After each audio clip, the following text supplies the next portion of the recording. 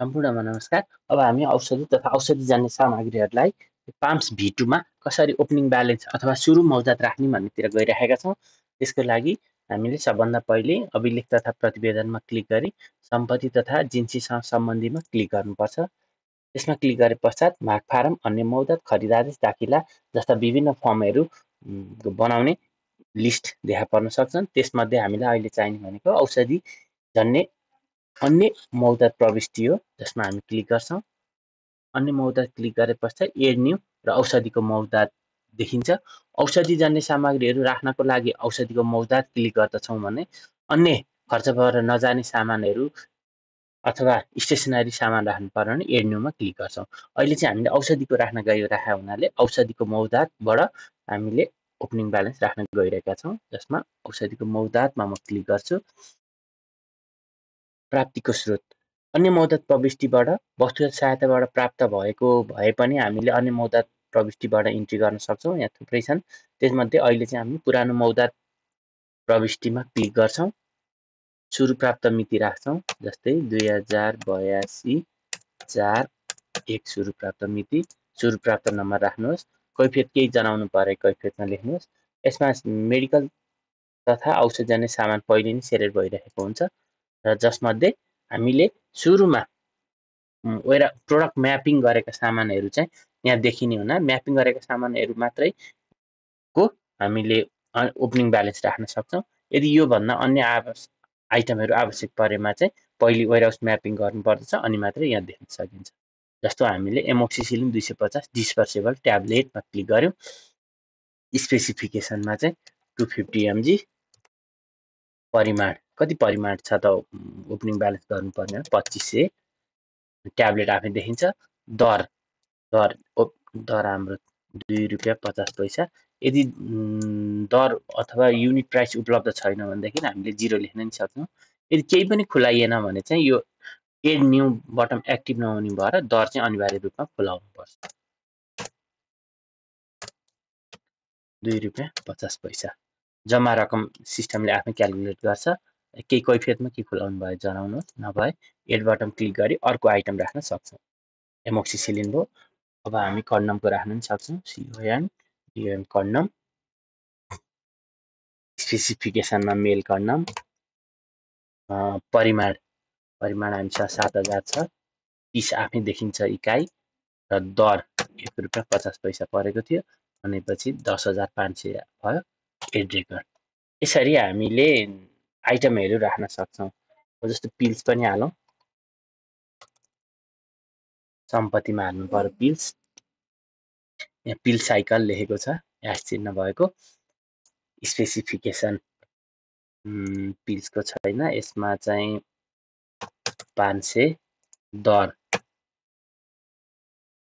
₹30 परे पर साइकल। यो साइकल यहाँ देख्न सक्नुहुन्छ, साइकल। तर एड रेकर्ड हाम्रो स्पेसिफिकेसन नराखेका भएर एड रेकर्ड एक्टिभ भएको छैन। स्पेसिफिकेसनमा हामीले केही लेख्न सक्छौँ। केही छैन भने हामीले ड्यास राखेर पनि यसलाई केही आवश्यक परेन भने ड्यास राखेर पनि हामीले एड गर्न सक्छौँ। यसरी 3टा आइटमको ओपनिङ ब्यालेन्स राख्यौँ। सेभ अल बटम यस। अब हामीले यसमा हेर्न सक्छौँ कि अन्य मद्दत प्रविष्टिमा सिरियल नम्बर 1 आएको छ। यसमा चाहिँ यो अवस्थामा ध्यान गर्नुपर्छ। टोटल पैसा हाम्रो 31,750। अवस्थामा चाहिँ नयाँ प्रविष्टि भएको भन्ने छ। यसलाई चाहिँ हामीले के गर्नुपर्छ त एप्रुभ गर्नुपर्छ। यसरी एप्रुभ गर्नको लागि चाहिँ एक्सन यो 3 डटमा क्लिक गरेर फरवार्ड बटनमा क्लिक गर्नुपर्छ। अब प्रिन्ट प्रिभ्यू आवश्यक भएमा हामीले प्रिन्ट प्रिभ्यू यसरी निकाल्न सक्छौँ।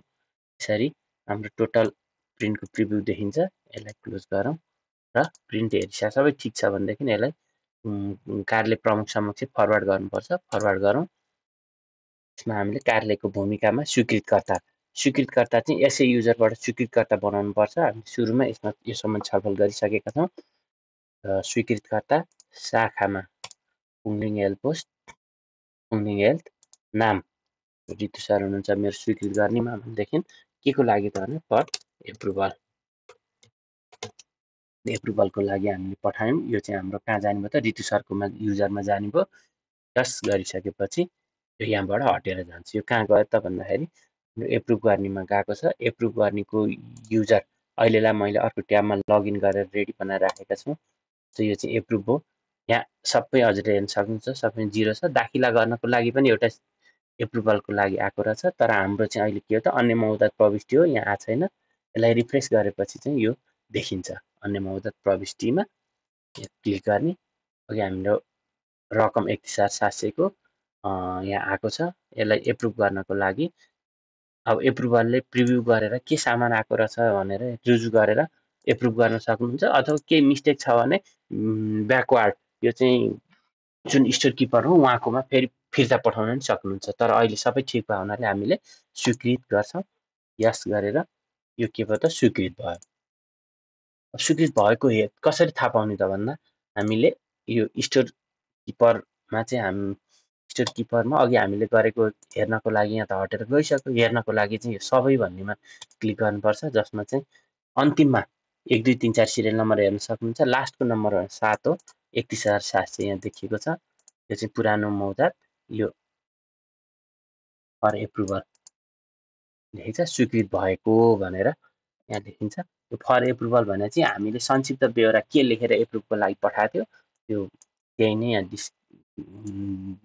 देखिने हुन्छ। स्वीकृत भएको एक्सनमा जान्छौँ, प्रिभ्यू गरिसकेपछि स्वीकृत भएको हेर्न सक्छौँ। यसरी चाहिँ अन्य मौद्दत प्रविष्ट स्वीकृत भएको छ। तर यति स्वीकृत गर्ने बित्तिकै हाम्रोमा जिन्सीमा आम्दानी बाँधिँदैन। आम्दानी बाँध्नको लागि अनिवार्य रूपमा दाखिला गर्नै पर्छ।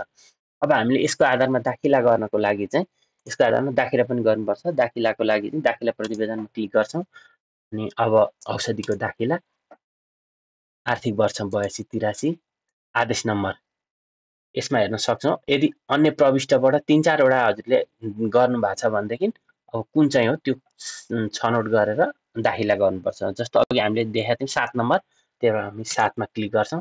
7 मा हाम्रो एउटा दुईटा तीनटा आइटम छ 31,700 को। अनि अब यसमा हामीले सेभ एल यति गरेर सेभ अल मात्रै गर्छौँ। यो प्रविष्टिका क्रममा रहेको। अब यसमा चाहिँ हामीले सेभ अल गरिसकेपछि ब्याज नम्बर र एक्सपायरी डेट राख्नुपर्ने हुन्छ, जसमा चाहिँ 3टा डटमा क्लिक गर्छौँ। विस्तृत विवरण प्रविष्टमा जान्छौँ र यसबाट ब्याज नम्बर र एक्सपायरी डेट राख्छौँ। यहाँ हेर्न सक्नुहुन्छ अवस्थामा हामीले 0 छ, यसमा पनि 0 छ, यसमा पनि 0 छ।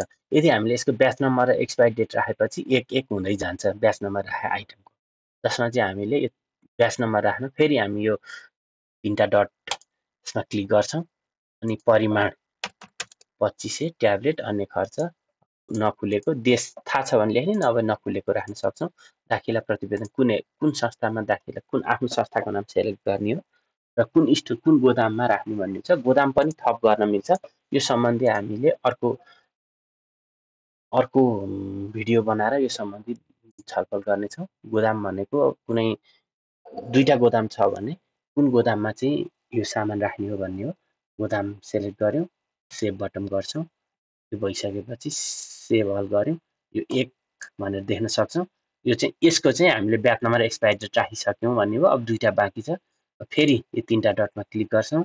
कन्डम छ यसमा, परिमाण 7,000, क्वान्टिटी इकाइ आफै आइसकेको छ। ब्रान्ड नखुलेको, देश पनि हामीलाई थाहा भएन अथवा चीनमा बनेको छ भने चीन लेख्छौँ। अब उत्पादन मिति चाहिँ हाम्रो जनवरी अनि एक्सपायरी डेट चाहिँ हाम्रो 2027 जनवरी 31। यसरी डेट ब्याज नम्बर चाहिँ BBT 310। हामीले जहिले पनि एक्सपायरी डेटको ब्याज नम्बर राख्दाखेरि क्यापिटल लेटरमा ब्याज नम्बर राख्नुपर्छ। दाखिला हुने मिति, दाखिला हुने गोदाम र एड बटनमा क्लिक गर्छौँ र सेभ अल बटनमा क्लिक गर्छौँ। यसरी यो कन्डमको पनि हामीले राखिसक्यौँ।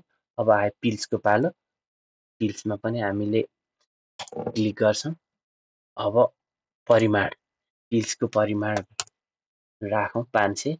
यदि हामीसँग 2टा ब्याजको पिल्समा चाहिँ 2टा ब्याजको गरेर 500 छ भनेदेखि एउटा ब्याजको 300 छ भनेदेखि कम्पनी नखुलेको, देश नखुलेको, उत्पादन मिति 24 जनवरी 1 अनि एक्सपायरी चाहिँ यसरी नै सेलेक्ट गर्न सक्छौँ 31।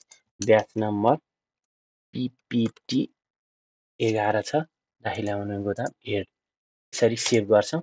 अब बाँकी रह्यो कति त हाम्रो 500 मा 300 आयो। अब 200 गर्नु छ भने फेरि यहाँबाट परिमाण 200 गर्छौँ।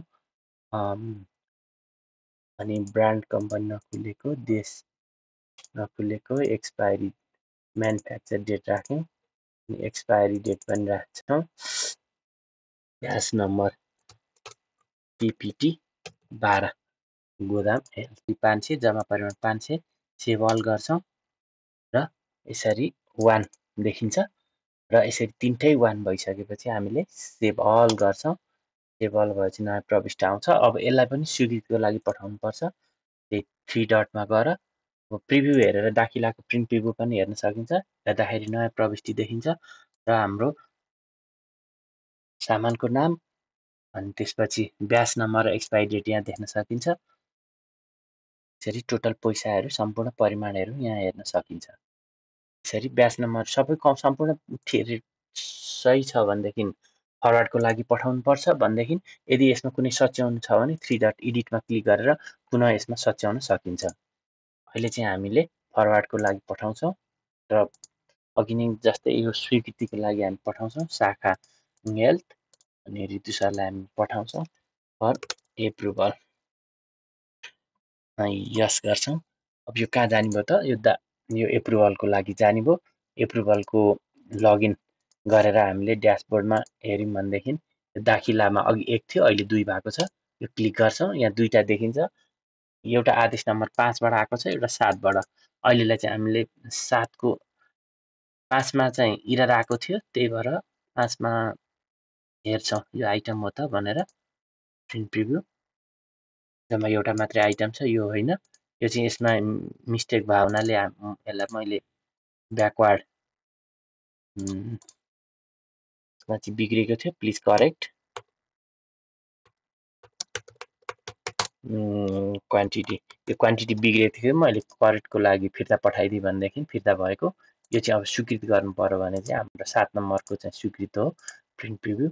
यो चाहिँ सबै मिलेको छ। 31,700 तीनटा आइटम छ। यो दुईटा देखिएको भने दुईटा ब्याचको राखेको थियौँ हामीले, जम्मा 500 मा 300 एउटा 200 एउटा गरेर। यसलाई चाहिँ एप्रुभ गर्नको लागि स्वीकृत गर्छौँ। यस बटनमा क्लिक गरेपछि यो चाहिँ स्वीकृत भएको छ।